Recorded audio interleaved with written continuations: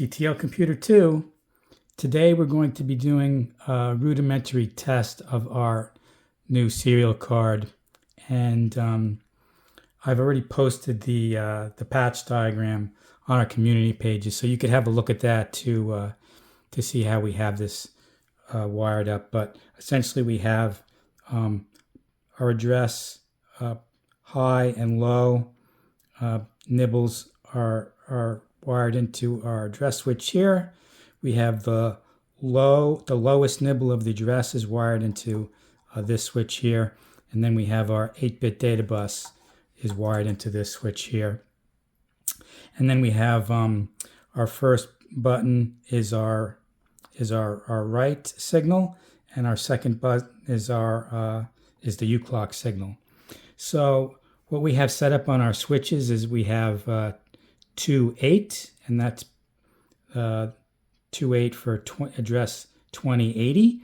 And then we have our lowest nibble of our address is 4, and that's the address of the master control register in the 16550 UART. And we use the master control register to set the bits for the user-controlled outputs, which we're using for LED 1 and LED 2, which we're going to use for our transmit and our receive indicators. So right now we have 28 for 2080 on our high order address. We have 4 for our low order address, again for the master control register. And then we have hex 4, which is the bit that we need to be set to enable LED 1, and we should see that here. So I didn't write a test plan for this because it's kind of a trivial test, and I've just been doing it ad hoc. So we can do some negative tests here. So we can do some clocks, so we can see that nothing was clocked into the LEDs. All right, so now we're going to turn on LED 1, and we're going to enable our write signal and clock. And there we go. We have our LED 1. LED 1 is lit. Now we're going to change to LED 2. LED 2, again, we're going to do write and then clock, and LED 2 is, now we see LED 2 is lit. And all right, so now I'm going to, let's put both LEDs on, and again we'll do write, and we have both LEDs, LEDs set. Okay, so now I'm going to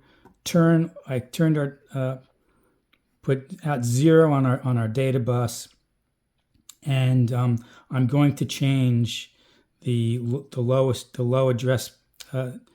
nibble of the address to 0. So now we're still in the 2080 address space, but we're really pointing to the transmit register right now, not the LED register. So we'll do some clocks, nothing happens. We're enabling the write and clocking that in. Okay, so our LEDs did not change. So that presumably wrote to our transmit register. All right, so we're going to go back to 4 here. 4 on hex 4 on the lowest nibble of our address, and we have 0 on our data bus. Both LEDs are on, and let's try to, again, a negative test for clock. Nothing happens. We're going to do write and clock, and we wrote the 0. We wrote the zeros to extinguish the LEDs. So that's a good test. I'm going to do one final test here. 1, 2, 4. All right, so LED is enabled. Let's do the write. All right, that's 1. And enable the next LED, but I'm going to change off of 2080. So now we're at 2000 is the address that we have on the address bus. Clocking, write. All right, that was a negative test, right? So it didn't write to the UART, and we can go back to 1, 2, 3. Go back to 2080, and I'll put 0 on our data bus. Let's clock that in, and that extinguished our LEDs. Okay, so I think this is a successful test, and is really as far as I'm going to go with testing the serial card in the jig. So we really just confirmed that the address decoding is working correctly, that we're handling the read and the write signals correctly, and that we are in fact communicating successfully to the UART, since we're writing to the the user controlled master control register.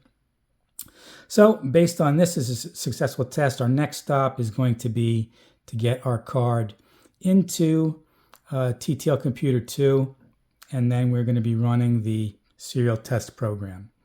So that's it for today. Until next time, thanks for watching.